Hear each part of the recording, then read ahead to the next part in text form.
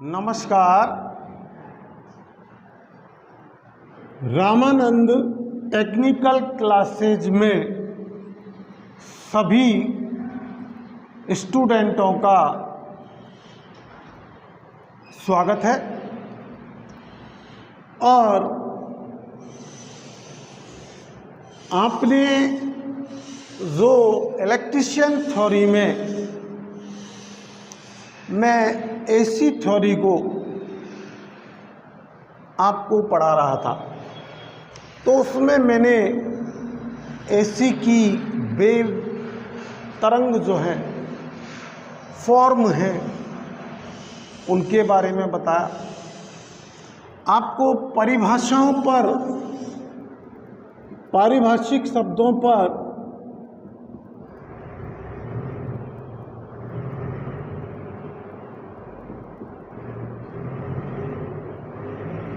मैं प्रैक्टिकली रूप से लेकर के चल रहा था, जिसमें पहला पारिभाषिक शब्द मैंने आपको चक्र, साइकिल के बारे में बताया और एसी की परिभाषा में भी मैंने आपको चक्र नाम लिया था। अब आप समझ गए होंगे कि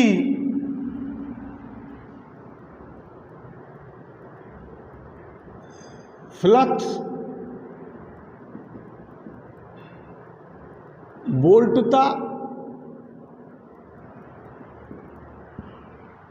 या धारा, हर परिभाषा में आपको ये तीन चीज ही मिलेंगी। तो मैंने ये कहा था कि धनात्मक फ्लक्स या वोल्टता या धारा के समूह को चक्र या साइकिल कहा जाता है। अब साइकिल की परिभाषा के बाद मैंने आपको बताया कि हमारी एसी है उसकी फ्रीक्वेंसी है, और फिर आपको आवृत्ति की, फ्रीक्वेंसी की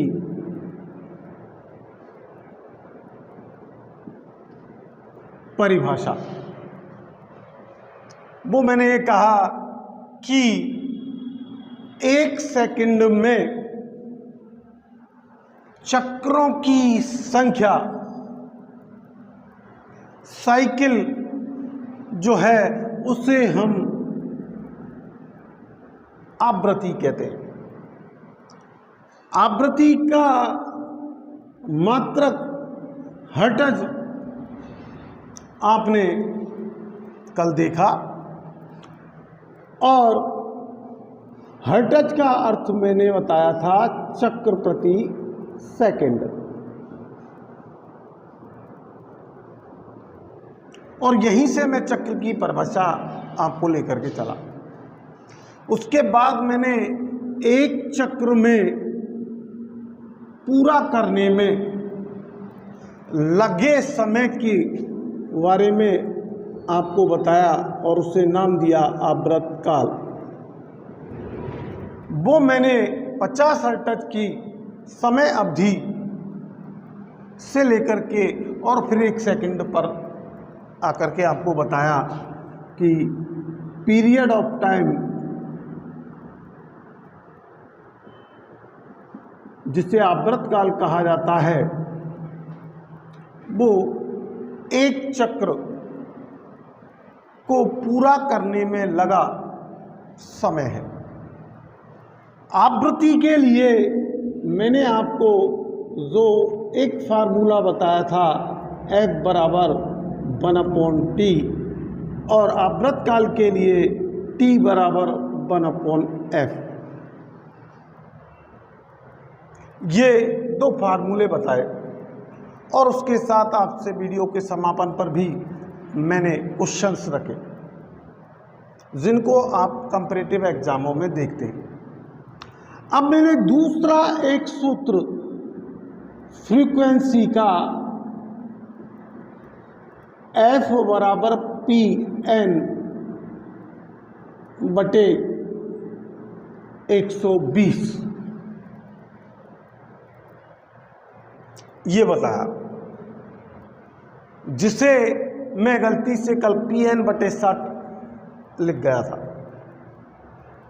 और मैंने बताया कि आवृत्ति का मान ध्रुवों की संख्या और घूर्णन गति पर निर्भर करता है। फिर मैंने घूर्णन गति का मात्रक भी आपको बताया, आरपीएम, उसकी फुल फॉर्म भी आपको बताई, रेवोल्यूशन पर सेकेंड, रेवोल्यूशन पर मिनट।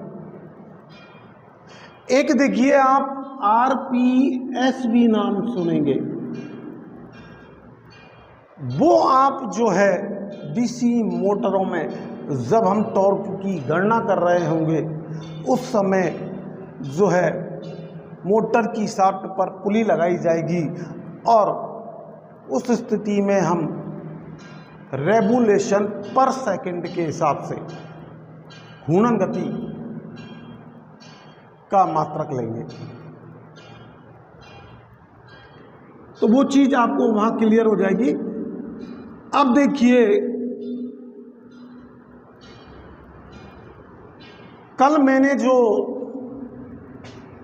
50 हर्ट्ज आवृत्ति का निर्मित होने में समय 20 मिलीसेकंड बताया था, और उसी के आधार पर आपको यानी 0.02 सेकंड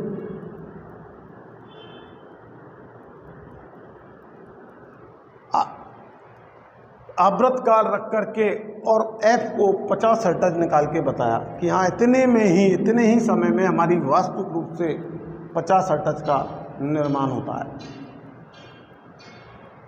एक बार फिर देख लीजिए भले ही, F बराबर 1/0.02, पॉइंट हटाया 2 जीरो और 50 हर्ट्ज। लेकिन एक स्टूडेंट ने ये प्रश्न किया था कि सर एक साइकिल में जो समय लगता है 50 हर्ट्ज निर्माण का वो 0.005 है, ऐसा हमें बताया गया। तो क्या आप और हम इस फार्मूले को चेंज कर सकते हैं?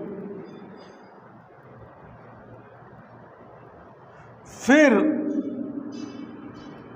मैं आपके सामने, जब आप 3 फेज इंडक्शन मोटरों में जाओगे तो वहां स्पष्ट रूप से हमको लिखा मिलेगा कि सिंगल फेज या 3 फेज मोटरों की घूर्णन गति 750 आरपीएम से कम नहीं होनी चाहिए। तो वहां आप कोई क्वेश्चन करें मुझसे, इससे पहले ही मैं आपको यहां क्लियर कर देता हूं कि कल मैंने आपको बताया था कि 50 हर्ट्ज का निर्माण करने में हमारे अल्टरनेटर का आर्मेचर 15 चक्र घूर्णन कर जाता है। 15 चक्र घूर्णन करने में कितने हर्ट्ज का निर्माण हुआ? 50 हर्ट्ज का। और 15 5 75, यानी कि अगर आप इसको 15 को 50 से गुना करेंगे तो वो 750 आएगा। तो उस फ्रीक्वेंसी को, जिस फ्रीक्वेंसी की हमें एसी मिल रही है, उसमें मैंने अनुमेय परिवर्तन भी आपको बताया ±3%। इससे अधिक अनुमेय परिवर्तन पर आपको सिट डाउन देने पड़ेंगे। तो मोटर के प्रचालन में कोई बाधा ना आए, उससे एक समान फ्रीक्वेंसी मिले, तो इतनी 750 आरपीएम से कम घूर्णन गति नहीं होनी चाहिए। ये विद्युत अधिनियमों में लिखा हुआ है। अब देखिए, मैं पुनः आपके एसी के पदों पर ही लौट रहा हूं। अब जो आवर्तकाल के बाद जो मैं आपको शब्द बता रहा हूं वो है आयाम, एम्पलीट्यूड। कल इसका मैंने खुल करके नाम इसलिए नहीं लिया क्योंकि इस वीडियो में मैंने आपको साइन वेव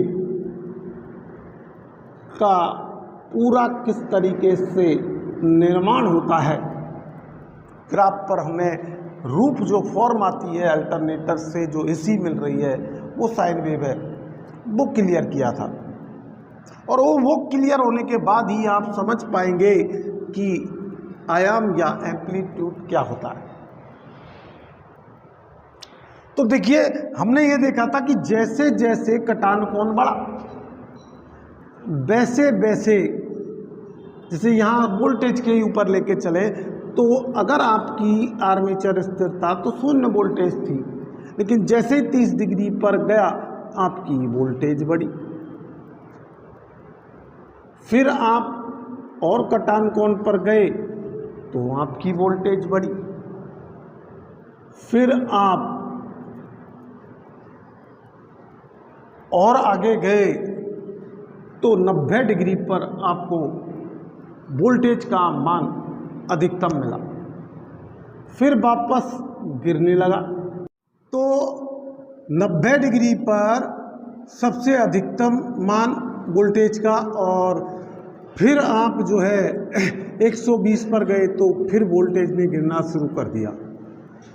और फिर आप 150 पर गए तो फिर वोल्टेज का मान कम हुआ और फिर 180 डिग्री पर शून्य हो गया।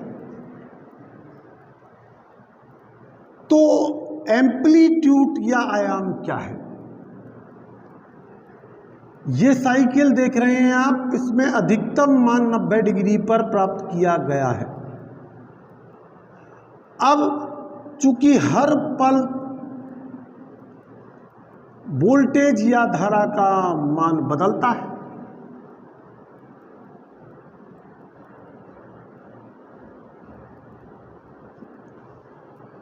V1, V2, V3, V4 या I1, I2, I3, I4, I5, ऐसे मान लीजिए 5 मान थे।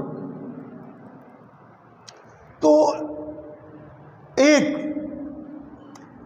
मान में ये आपकी वोल्टेज या करंट अधिकतम मान पर पहुंची और उस अधिकतम मूल्य यानी अधिकतम वोल्टता को तो हम वोल्टता या धारा के अधिकतम मान को शिखर मान कहते हैं, यानी वैल्यू कहते हैं, शिखर पीक वैल्यू, शिखर मान।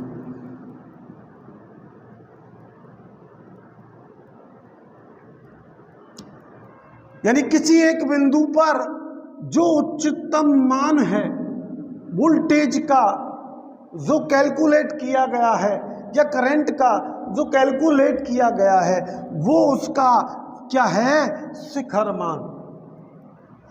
लेकिन इस बीच जो अधिकतम से न्यूनतम के दौरान मान प्राप्त हुए उन मानों की को उसका क्या कहते हैं? अधिकतम जो गणना करते हैं वो आयाम कहलाते हैं। तो यहां से यहां तक ये जो स्थिति है, जो मैंने तीर का चिन्ह लगाया है कि अधिकतम वैल्यू तक और न्यूनतम वैल्यू तक का जो मान है वो किस नाम से जाना जाएगा? एसी का आयाम। आयाम जैसे 0 पर कुछ था, 30 पर कुछ था, 60 पर कुछ था, फिर 90 पर अधिकतम आया, फिर वो गिरा। तो आयाम बदले, मान बदले। और इसीलिए आपको ऐसी की एक परिभाषा और देखने को मिलती है कि वह धारा जिसका आयाम और दिशा परिवर्तित होती है, ऐसी कहलाती है।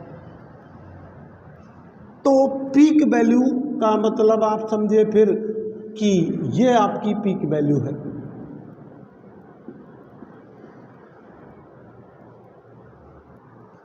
अधिकतम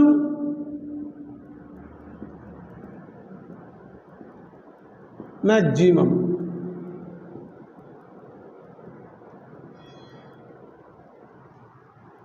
वोल्टता या धारा का मूल्य या ईएमएफ का मूल्य शिखर मान कहलाता है।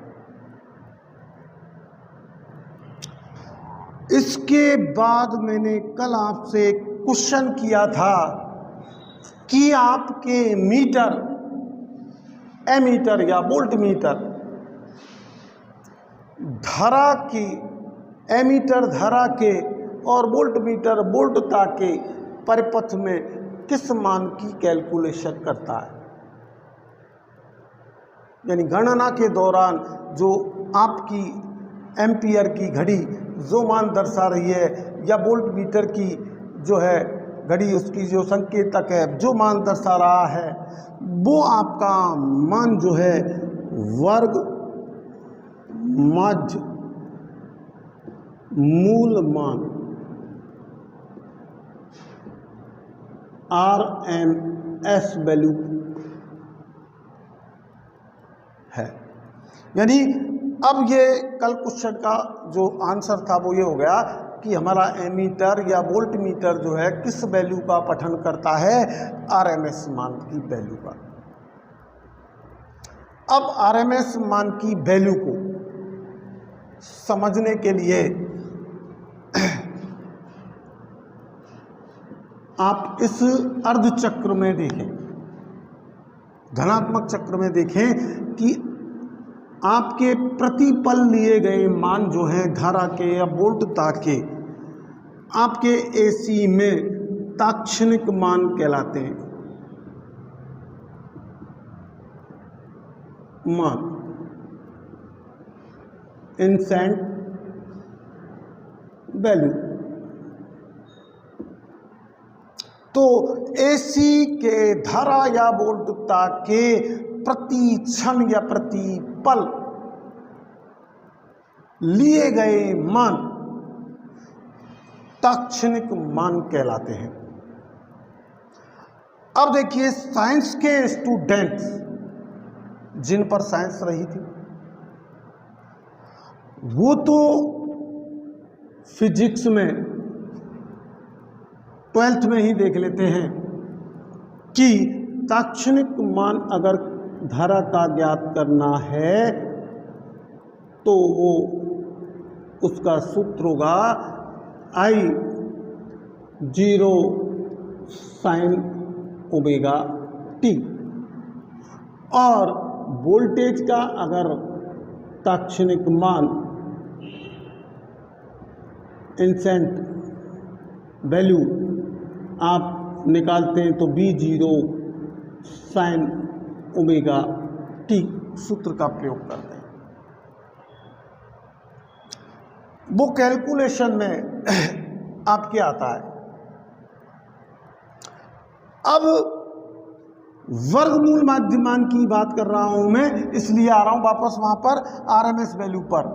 वैसे इसको परिभाषित जो कैसे किया जाता है कि AC का वह मान जो समान समय में उतनी ही ऊष्मा हीट उत्पन्न करे जितनी की DC परिपथ में होती है। कभी कई किताबों में ऐसे भी दिया हुआ है आपको कि AC का वह मान जो समान प्रतिरोध, समान समय में, समान मान के प्रतिरोध और समान समय में उतनी ही ऊष्मा उत्पन्न कर दे जितनी की उतने ही समय में वह प्रतिरोध डीसी में उत्पन्न करता है, वर्गमूल माध्यमान कहलाता है। लेकिन गणितीय व्याख्या में हम जब वर्गमूल माध्यमान की गणना करते हैं, चाहे वोल्टेज का करें चाहे आप धारा का करें,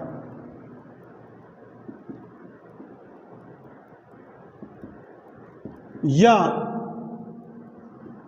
विद्युत वाहक बलों का करें, तो उस स्थिति में आपको 0.707 Imax VRMS बराबर 0.707 Imax, Vmax। अगर हम ERMS देखें तो 0.707 Emax। लेकिन मैंने आपको डीसी में जूल ऊष्मन का नियम बताया था, वहां हीट निकालने का फार्मूला भी बताया था। तो उस हिसाब से अगर कैलकुलेशन करते हैं या हम इन तात्क्षणिक मानों के आधार पर देखें कि धारा के मान I1, I2, I3, I4, I5 है, इनका क्या है RMS मूल्य निकालना है, तो ये IN तक है हमारी।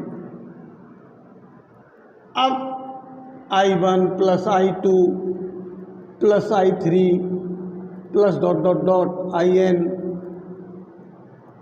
अंडर रूट बटे n, यानी सभी मानों का योग और बटे उनकी संख्या, इन मानों का वर्ग लिया जाता है। क्या लिया जाता है? वर्ग। लेकिन हीट वाले फॉर्मूले से जब हम गणितीय व्याख्या करते हैं तो उस स्थिति में आपका धारा का RMS मूल्य Imax बटे अंडर रूट 2 या Bmax बटे अंडर रूट 2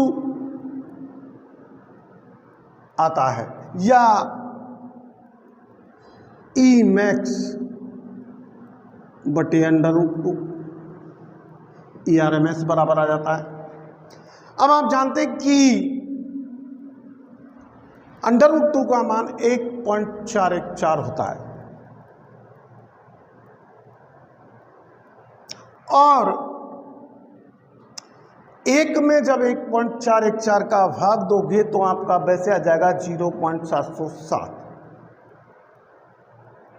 और अगर वैसे आप गणितीय रूप से देख लो कि ये है 1/√2। अब किसी का भाग अंडर रूट का देना, अपर में संख्या का देना थोड़ा कठिन होता है, इसलिए क्या है उसी संख्या को हम किससे उसी से गुना कर दें तो वो आपका वर्गमूल हट जाता है और वो राशि गुणज में बदल करके आ जाती है, यानी कि √2/2 और 1.414/2 करोगे तो भी 0.707 आएगा। तो आपने देखा कि किसी भी तरीके से RMS मूल्य की कैलकुलेशन की जाती है तो IRMS बराबर 0.707 Imax या Imax बटे √2 दोनों तरीके से आपको ये ऑप्शन दे सकता है, क्योंकि कई बार उसने कंपैरेटिव एग्जामों में ऑप्शन में ये नहीं रख करके ये रखा था। अब इसके न्यूमेरिकल्स आते हैं तो वो किस तरीके से पूछे जाते हैं। आपके करंट की वैल्यू दे दी जाती है आपको, जैसे वो कहते हैं किसी ऐसी परपथ में अधिकतम धारा, परपथ में अधिकतम धारा 10 एम्पियर है, तो एमीटर क्या पाठ्यांक पड़ेगा। अब आपको ये सोचने की जरूरत नहीं है कि आरएमएस मूल्य निकालना है, आपको सीधा ही 0.707 से गुणा कर लेंगे तो 7.07 आ जाएगा आपका एम्पियर। अब जो वैल्यू है, जो पद है, वो अगला कौन सा है आपका, जो सुनने को आपको मिलता है, यानी आप परिभाषाओं में देखते हैं इसी के पदों में, वो है औसत मान, एवरेज वैल्यू।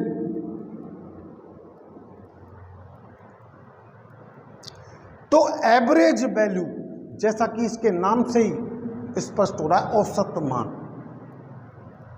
ये एक तो सबसे बड़ी बात ये देख लेना आप कि अर्धचक्र में ही लिया जाता है। जैसे अधिकतम मान यहां से यहां तक है आपका, शिखर वैल्यू यहां पर प्राप्त हो रही है आपको। तो अब ताक्षणिक मानों का योग करके, जैसे 3 ताक्षणिक या 4 ताक्षणिक मान ले लिए आपने और औसत मान निकालना है धारा का, तो आई एवरेज बराबर आप कैसे निकालोगे, I1 plus I2 plus I3 plus I4 बटे 4, राशियों का योग बटे राशियों की संख्या। औसत तो इसी तरीके से निकाला जाता है। लेकिन वर्गमूल, माध्यमान और औसत मान दोनों में जो वैल्यू है उनमें अंतर आता है। इसलिए औसत मान की फिर परिभाषा दी जाती है। वो क्या परिभाषा दी जाती है कि एसी का वह मान जो उतना ही समान आवेश, एसी का वह मान जो समान आवेश को हस्तांतरित करने में समान समय में जितना डीसी में जो है खर्च होता है, ऊर्जा खर्च होती है, वो क्या है आपका, क्या कहलाता है, औसत मान। और भी इसकी परिभाषा है, लेकिन उसको आप देखें गाइडलाइनों में और निम्मी की बुक में देखें, और कोई भी जो है लेखक महोदय की हैं उनमें देखें, और कमेंट्स की सहायता से बताएं कि आपको उसमें कुछ भिन्नता मिली, या ये जो मैंने निम्मी में आपको बताया है उसमें आपको समझ में ज़्यादा बेटर आया या उनमें कम आया। अब देखिए, इसकी कैलकुलेशन जब की जाती है तो आप एक सूत्र लिखते हैं, जैसे धारा की एवरेज वैल्यू कर रहे हैं तो 0.636 या कभी कभी 637 भी दे दिया जाता है अप्रॉक्स। आईमैक्स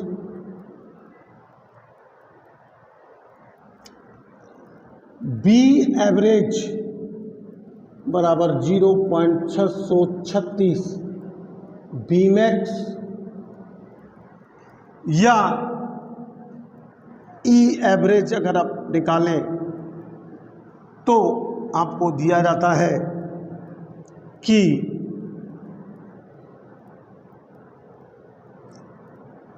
ई 0.636 ई मैक्स। अब मैं यहाँ एक बात क्लियर कर रहा हूँ कि जिन किताबों में 0.637 दे रखा है वो अप्रॉक्स दे रखा है, लगभग दे रखा है, बाकी कैलकुलेशन से 0.636 ही आता है। अब थोड़ा ये रिवाइज होता है क्योंकि अशांत दशमलव की स्थिति आ जाती है, क्योंकि आपने देखा होगा डेसिमल यानी दशमलव भी दो प्रकार के होते हैं, एक शांत और एक अशांत। शांत उन्हें कहते हैं जिनका कुछ निश्चित समय के बाद दोहरान बंद हो जाता है, और अशांत उन्हें कहते हैं जो बार बार रिपीट होते जाते हैं। तो ये पद आपने देखे। अब देखिए मैं आपको इसके बाद औसत मान का प्रश्न का बता रहा हूं कि न्यूमेरिकल कैसे। जैसे आपको दे दिया कि एक परिपथ में 10 वोल्ट की वोल्टता है, अधिकतम वोल्टता, तो उस परिपथ में औसत वोल्टता क्या होगी? तो फिर आप 0.636 को गुणा करेंगे तो 6.36 वोल्ट हो जाएगा वो। लेकिन जो ये कंपैरेटिव एग्जाम के बहुत ही सिंपल क्वेश्चंस हैं, आपको जो मिलेगा वो इनका थोड़ा सा संबंध के अनुसार जो है न्यूमेरिकल मिलता है, और उसमें आप लोग जो है मिस्टेक कर जाते हैं। मैंने वोल्टेज का ले लिया कि VRMS बराबर आप जानते हैं 0.707 Vmax।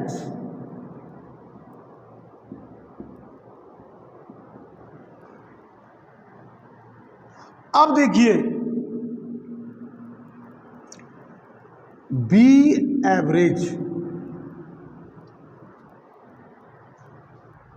बराबर आप देखते हैं कि 0.636 Vmax। तो एक प्रश्न तो कंपैरेटिव एग्जाम में यानी कंपटीशन में यह आया था कि आरएमएस वैल्यू और एवरेज वैल्यू में क्या संबंध होता है, वर्गमूल माध्य मान और औसत मान में क्या संबंध होता है। तो मैं ज़्यादा बड़ा देकर करके आपको सीधा सा ये समझा रहा हूं कि कल मैंने आपको एक फैक्टर बताया था जो एसी में बहुत ज़्यादा वैल्यू रखता है, और वो है फॉर्म फैक्टर।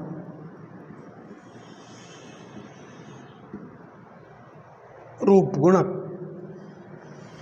इसकी वैल्यू अर्धचक्र में ही ली जाती है, और अर्धचक्र में हमें एवरेज वैल्यू प्राप्त होती है, अर्धचक्र में ही हमें आरएमएस वैल्यू प्राप्त होती है, जिसे आप प्रभावी मान भी कह देते हैं।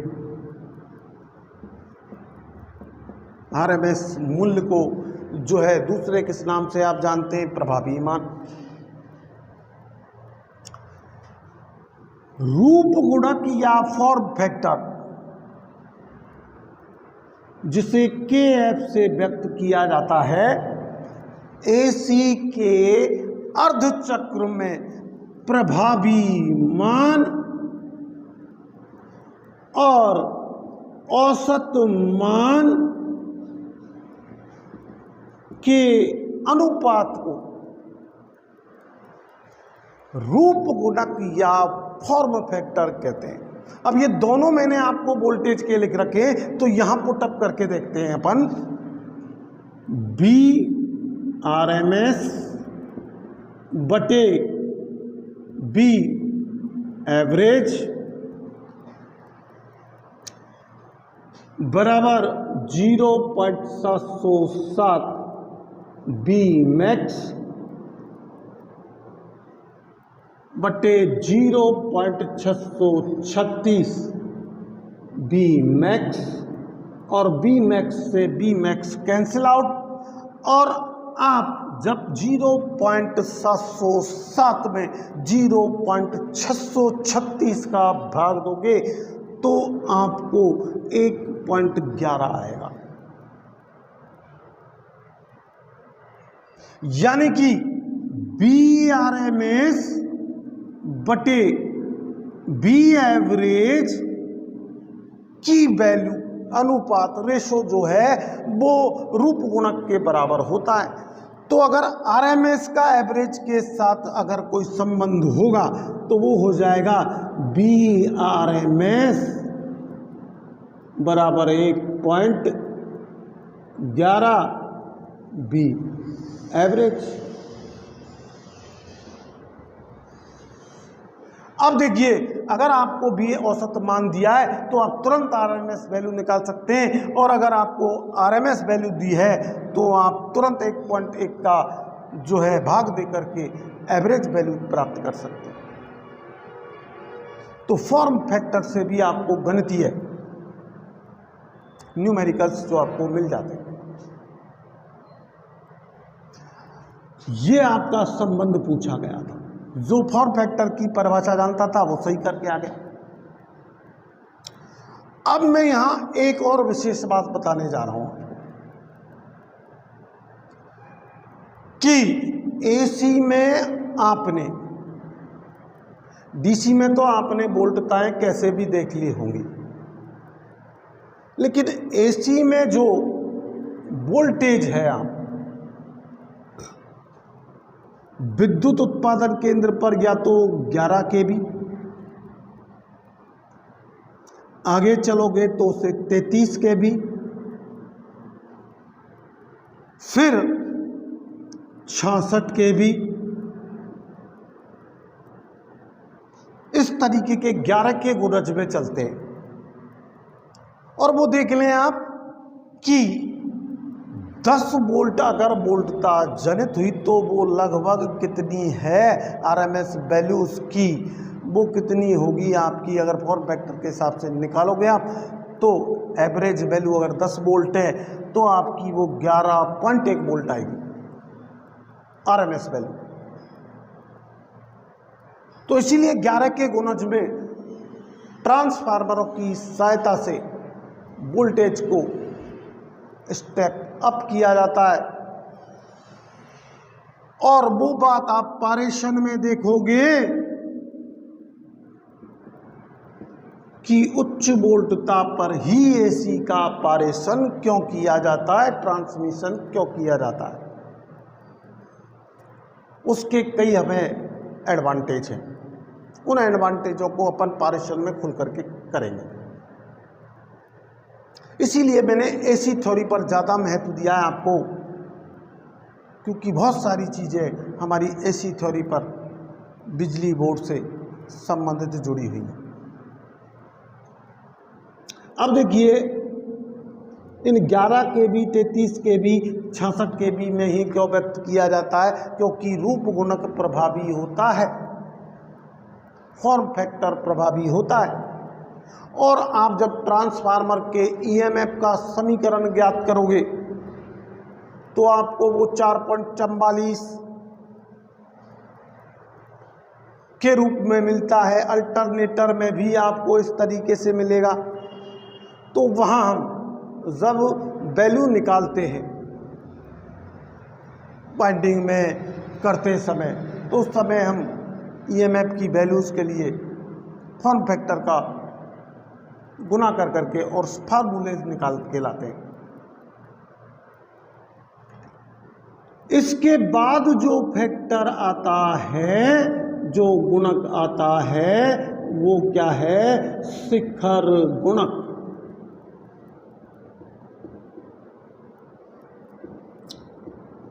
Peak factor.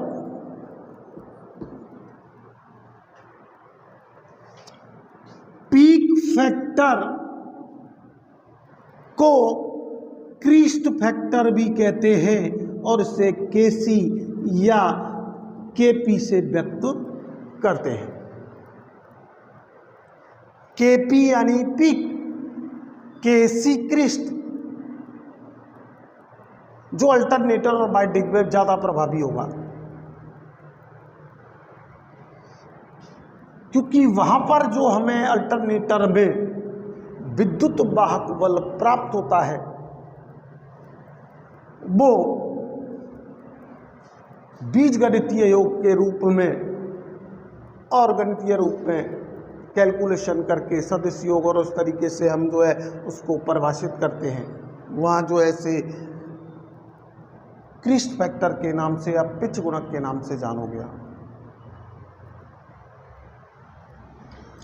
अब देखिए इसकी परिभाषा कि AC का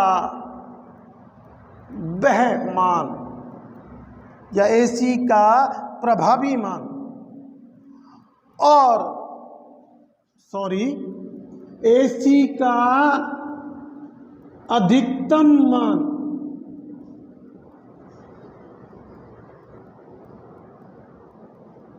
और प्रभावी मान का अनुपात उस AC का शिखर गुणक कहलाता है।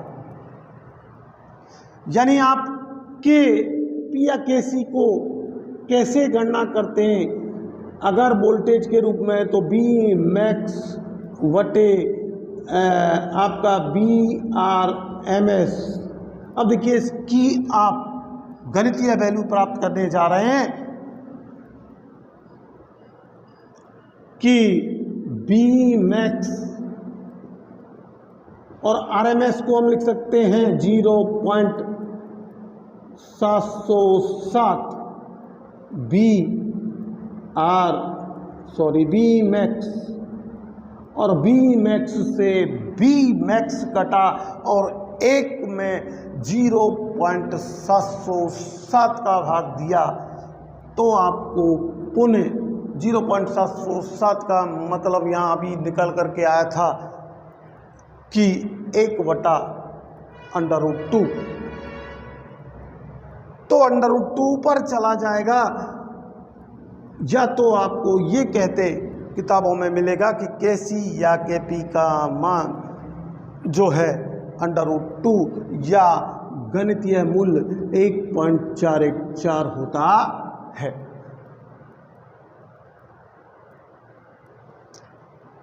अब देखिए इस मूल्य से न्यूमेरिकल भी निकलते हैं इस गुणक से कि आपको RMS वैल्यू दे दी गई और अधिकतम वोल्टता निकाली तो आप 1.414 को गुणा कर करके BRMS को आप तुरंत कैलकुलेशन कर लेंगे या फिर आप इस सूत्र को लगाएंगे। तो ये चीज़ तो आपकी शिखर गुणक जो है RMS मूल्य से भी आ जाता है और वहीं से आपकी इसकी वैल्यू निकलती है और इनका संबंध जो है RMS और एवरेज का वैल्यू का आप फॉर्म फैक्टर पर पाते हैं और अधिकतम मान और RMS वैल्यू का संबंध आप जो है पिच या क्रिस्ट या पीक फैक्टर में पाते हैं। अब AC के कुछ और पद हैं जिनको भी समझना अत्यंत आवश्यक है।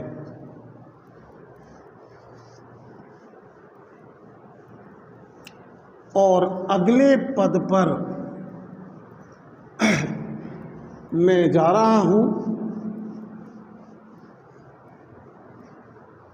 और वो है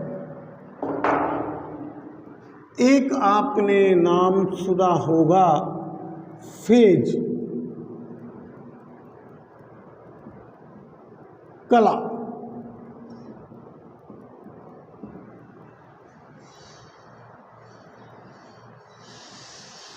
फिर आपने कला कोण, कलांतर, कला में इन फेज, आउट टू फेज कला से बाहर, क्वार्टर और एंटी फेज,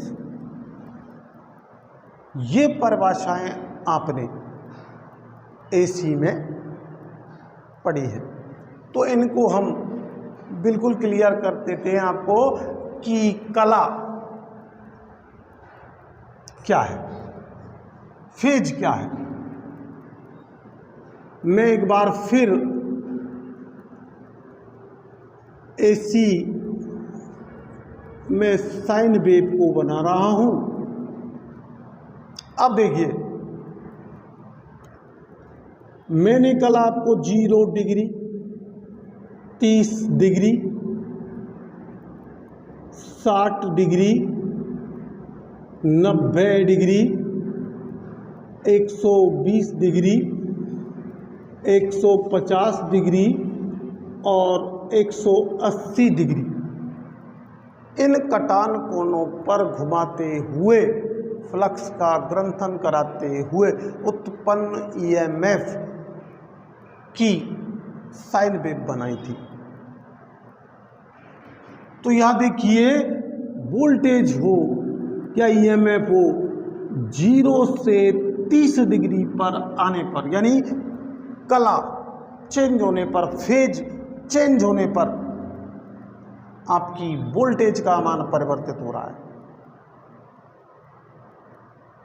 और आपने 3 फेज में भी देखा है कि प्रथम कला, फर्स्ट फेज, द्वितीय कला, सेकंड फेज, तृतीय कला, 3 फेज, थर्ड फेज, वो अपने अलग अलग कला कोणों से निकलना प्रारंभ होती है।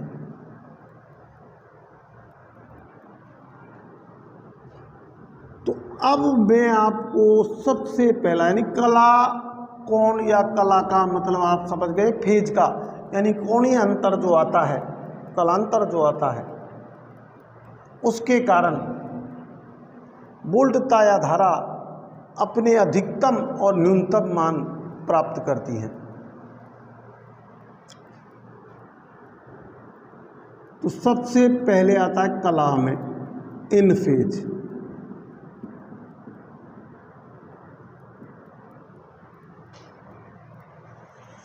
अगर कला में आप नहीं समझे तो इसी चित्र से आप देखें, अगर अब तक आपके इन फेज का मतलब आपके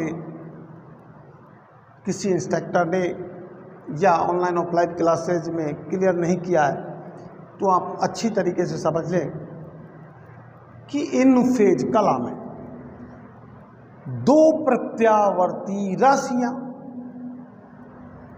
अपने न्यूनतम और अधिकतम मानों को जब एक साथ प्राप्त करती हैं तो वो इन फेज में कहलाती है। ये आपको हर गाइडलाइन या हर बुक में मिलेगा। अब मैं ये मान लेता हूं कि ये वोल्टेज की साइकिल है और वोल्टेज ने 0 से निकल करके, 0 कला से निकल करके, कोण से निकल करके, फेज एंगल से निकल करके और अपने अधिकतम और न्यूनतम मान प्राप्त किए। फिर उसी कोण से, जैसे 0 से वोल्टता ने निकल करके मान प्राप्त किए 0 डिग्री से, ठीक उसी डिग्री से निकल करके और धारा भी अपने मान अधिकतम प्राप्त करती है और न्यूनतम प्राप्त करती है।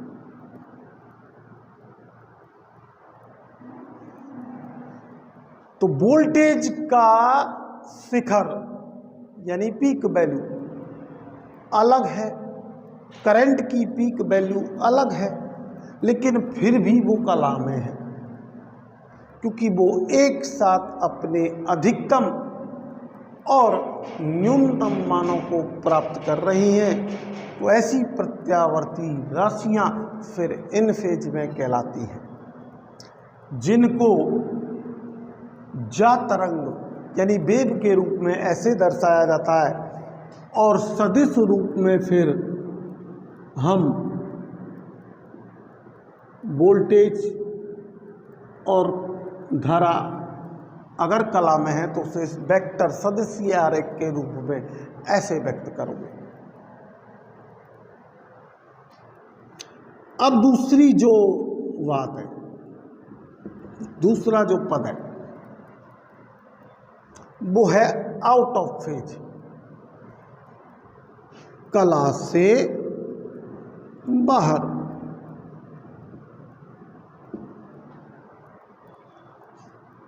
Out of phase.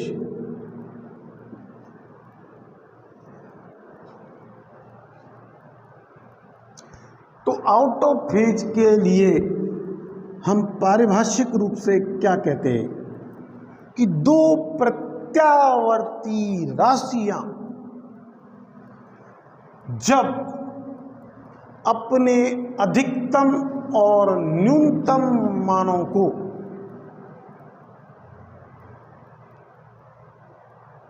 अलग अलग कोणों से पर प्राप्त करना शुरू कर देती हैं तो वो आउट ऑफ फेज कहलाती हैं। यानी जैसे वोल्टेज ने शून्य से निकलना शुरू किया और फिर वो मान लीजिए दूसरी जो है आपके करंट राशि है, एक वोल्टेज प्रत्यावर्ती राशि है और दूसरी आपकी करंट है।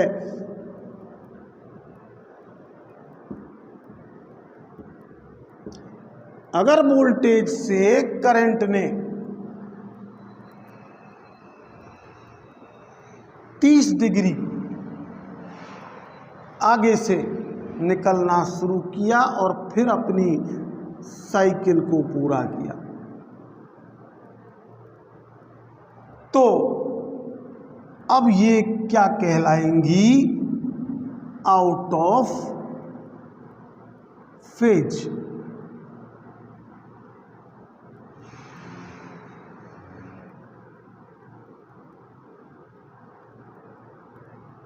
Out of phase.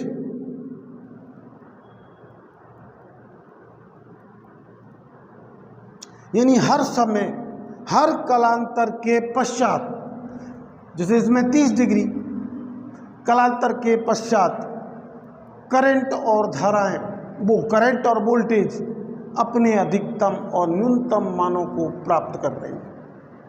तो अब इस स्थिति में वो किस में है? आउट ऑफ फेज में है। लेकिन यदि मैं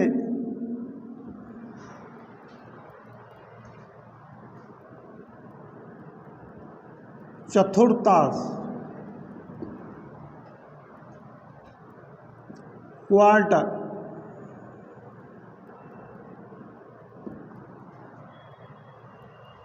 कहो तो दो प्रत्यावर्ती राशियों में से यदि एक प्रत्यावर्ती राशि शून्य से निकल करके और अपना मार्ग पूरा अपने अधिकतम और न्यूनतम मानों को प्राप्त करती है और दूसरी जो प्रत्यावर्ती राशि है वो 90 डिग्री के कला कोण से निकलना शुरू करती है, तो वो आपस में 90 डिग्री का यदि कलांतर है, फेज कोण है, कला कोण है, तो वो क्वार्टर कहलाएगा। अब एंटी फेज की बात आती है, विपरीत कला में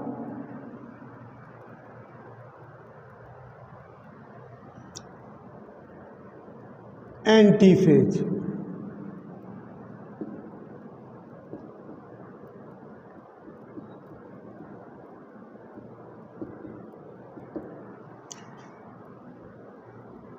दो प्रत्यावर्ती राशि में से एक प्रत्यावर्ती राशि शून्य से निकल करके अपना अधिकतम और न्यूनतम मानों को प्राप्त करती है, लेकिन दूसरी प्रत्यावर्ती राशि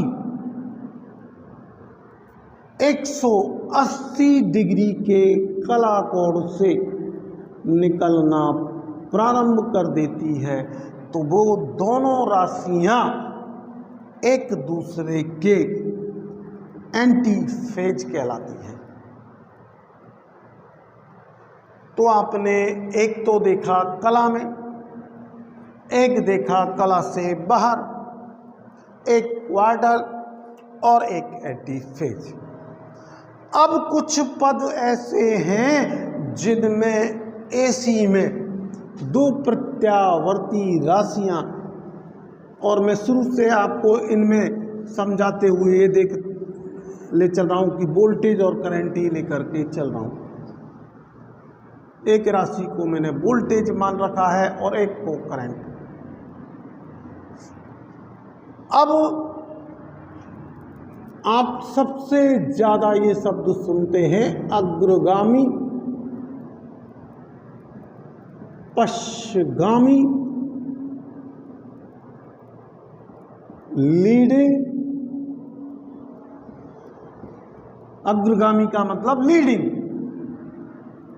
पश्चगामी का मतलब लैगिंग। और आपने कमेंट्री बॉक्स पर जब कमेंट्री सुनाता है तो कमेंटर को कहते हुए सुना जाता है कि अब जैसे भारत पाकिस्तान में मैच चल रहा है तो आपसे कहा जाता है कि इंडिया इतने लीड कर गई, पाकिस्तान इतने लेग पर चल रहा है। तो ठीक इसी प्रकार सबसे पहले हमारी दो प्रत्यावर्ती राशियों के हम अग्रगामी और पश्चगामी की स्थिति को समझ लें कि यदि दो प्रत्यावर्ती राशियों में से कोई राशि किसी अपने अधिकतम और न्यूनतम मानों को प्राप्त करती है तो वह दूसरी प्रत्यावर्ती राशि से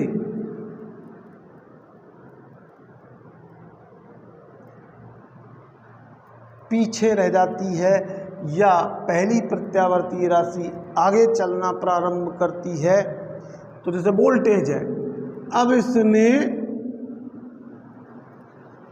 शून्य से निकल करके और अपना अधिकतम और न्यूनतम मान प्राप्त करना शुरू किया, लेकिन करंट जब निकली तो उसने 30 डिग्री के कोण से निकलना प्रारंभ किया। तो इस आरेख के आधार पर अगर हम कहें कि वोल्टेज करंट से लीड है या लैग, तो वोल्टेज अग्रगामी है, तो लीडिंग कौन कर रही है? वोल्टेज। और पीछे कौन है, यानी पश्चगामी कौन है इसमें? आपकी करंट, यानी लैग। तो दो प्रत्यावर्ती राशियों में से यदि कोई एक प्रत्यावर्ती राशि अपने अधिकतम मान को पहले प्राप्त कर लेती है और दूसरी राशि पीछे प्राप्त करती है, तो पहले वाली राशि जो अपने अधिकतम मान को पहले प्राप्त कर रही है वो क्या कहलाएगी? अग्रगामी कहलाएगी। और जो पीछे रह गई थी, जिसने पिछड़ करके निकलना शुरू किया, वो पश्चगामी कहलाएगी, लैगिंग कहलाएगी। तो दो चीजों में आपने ये शब्द सुने हैं जो एसी थ्योरी का युक्तियों में आपको कुछ ऐसे पद निकाल करके लाएंगे, ऐसे फंडामेंटल निकाल करके लाएंगे जिन पर प्रेरणिक युक्तियां, जिन्हें प्रेरक कहा जाता है। एक तो आप ये युक्ति सुनते हैं प्रेरक, तो वे युक्तियां जिनमें धारा वोल्टता से पीछे रह जाती है, उन युक्तियों को यानी करंट वोल्टेज से लैग करती है उनको इंडक्टर कहा गया।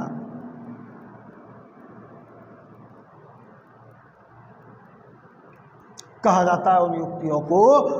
और वे युक्तियां जिनमें धारा वोल्टता से लीड कर जाती है, आगे रहती है, यानी परपथ में धारा को अग्रगामी कर देती है, उन युक्तियों को ही आप संधारित्र कहोगे, कैपेसिटर कहोगे, या ये युक्तियां धारतीय युक्तियां भी कहलाती हैं।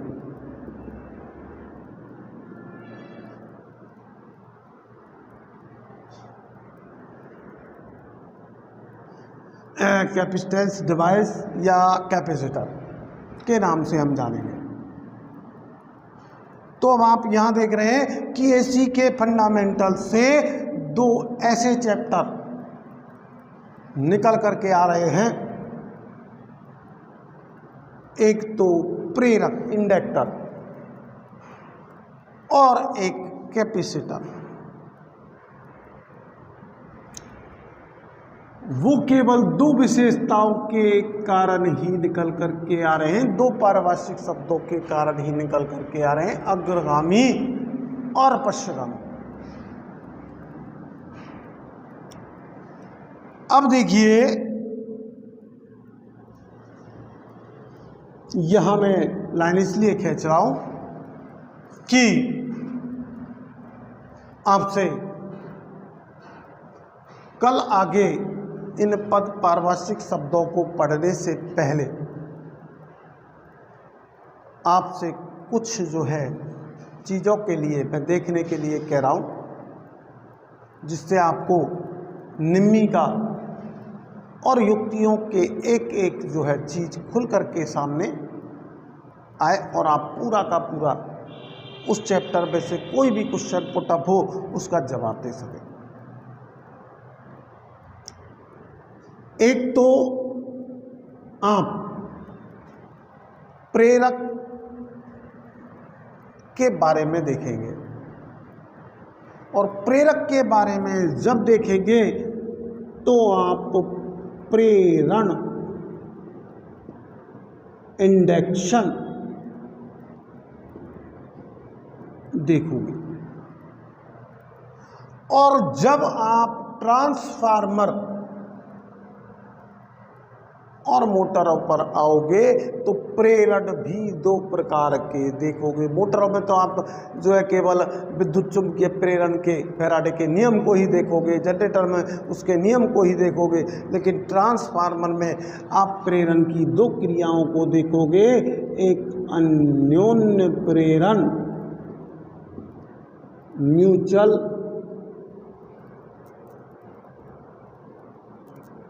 इंडक्शन,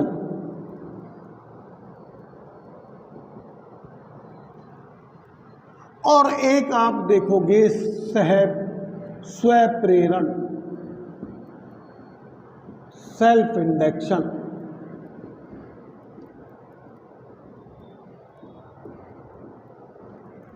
जिन पर आप जिसे सबसे महत्वपूर्ण एक इलेक्ट्रीशियन ट्रेड वाला, इलेक्ट्रिकल ट्रेड वाला, चाहे वो ITI होल्डर हो, चाहे डिप्लोमा होल्डर हो, चाहे इंजीनियरिंग बीटेक कर रहा हो, तो ट्रांसफार्मर को सबसे महत्वपूर्ण मानता है। कि सबसे पहले उसका, अगर ऑफलाइन क्लासेज है या ऑनलाइन क्लासेज हैं, तो उसके सबसे पहले कमेंट ये होते हैं कि ट्रांसफार्मर पढ़ाओ। तो ट्रांसफार्मर पर आप पहुंचने से पहले या प्रेरण मोटर पर जाने से पहले चाहे वो सिंगल फेज हो या 3 फेज, या डीसी जनरेटर हो या अल्टरनेटर हो या सिंक्रोनस मोटर हो।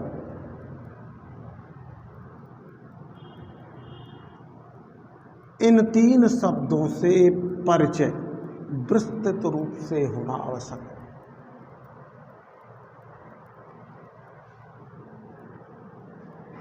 अब मैं आपसे कह रहा हूं कि कल जो है मैंने जीके, राजस्थान जीके मेरे चैनल पर धर्मेंद्र जी द्वारा आपको कालीबंगा राजस्थान की प्राचीन सभ्यता के बारे में उन्होंने आपको बताया और थोड़ा सा प्रैक्टिकली लेकर के उन्होंने अपने आप को और एक स्टूडेंट को खोजकर्ता मान करके जो है आपको उसे एक्सप्लेन किया। उसके बारे में प्रिय स्टूडेंट भावेश शर्मा ने एक कमेंट्स किया था कि सर कहानियाँ मत सुनाएं उनके लिए। तो चाहे सामान्य नॉलेज यानी जीके को आपको पूरे अपने प्रैक्टिकली तरीके से उतारना है या इलेक्ट्रिशियन थ्योरी के, मशीनरी के, कोई भी मशीनरी उसके एक एक पार्ट्स को समझना है,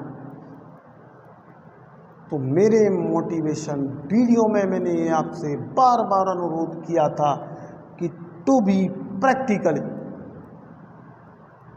आफ्टर थ्योरेटिकल। पहले प्रैक्टिकली सोच बनाएं, थीम बनाएं, अपना बेस बनाएं, क्योंकि आपका जीवन, आपके जो फेस करोगे आप, चाहे कंपटीशनों में, चाहे अपने जीवन में प्रैक्टिकली रूप से डिफ़िकल्टीज का फेस करोगे। और मैं मेरी उम्र और एक्सपीरियंस के आधार पर ही मैंने आपसे शुरू में कहा था कि मैं मेरी भांजी को, नेहा कौशिक को सच्ची श्रद्धांजलि देना चाहता हूँ। अगर मेरे एक्सपीरियंस और नॉलेज की वजह से कुछ स्टूडेंट्स को गाइडलाइंस मिले, प्रैक्टिकल ज्ञान मिले और वो अपनी सफलताएं प्राप्त कर लें, क्योंकि मैंने कल भी कहा था आपसे कि एक छोटी सी चीज़ कभी कभी सफलता में मील का पत्थर साबित होती है। अब आपको सोचना है कि आप जो है क्रम वाइज ही पढ़ना पसंद करते हैं या जिस तरीके से मैं फाउंडेशन बना करके और एक साथ कई चीज़ों से आपका इंट्रोडक्शन कराता हुआ धीरे धीरे चैप्टरों को ले रहा हूँ, जिससे आपका बेसिक कॉन्सेप्ट क्लियर हो जाए, क्योंकि बेसिक कॉन्सेप्ट ही सबसे बड़ी पावर होती है एक स्टूडेंट। तो अगर आपको ये वीडियो अच्छा लगा हो तो आप मेरे चैनल को सब्सक्राइब करें और इस वीडियो को हो सके जितना शेयर करें, लाइक करें, कमेंट्स करें, जिससे आपके माध्यम से मैं और बेहतर वीडियो के माध्यम से ऑनलाइन आपको नॉलेज दे सकूं। तो एक बार फिर कह रहा हूं, सब्सक्राइब करें जिन्होंने सब्सक्राइब भी किया है और लाइक करें जिन्होंने लाइक नहीं किया है, और कमेंट्स करके ज़रूर बताएं कि आपको ये वीडियो कैसा लगा। और आप अगर प्रैक्टिकली और थ्योरेटिकली दोनों का मिश्रित ज्ञान लेना चाहते हैं तो सब्सक्राइब करें और शेयर ज़रूर करें। अधिक से अधिक आपके टेक्निकली जुड़े हुए स्टूडेंटों को पहुंचाने का प्रयास करें, जिससे मैं मेरे उद्देश्य में सफल हो सकूं। धन्यवाद। अगली वीडियो में जीके में राजस्थान में आपको फिर मिलते हैं। धन्यवाद।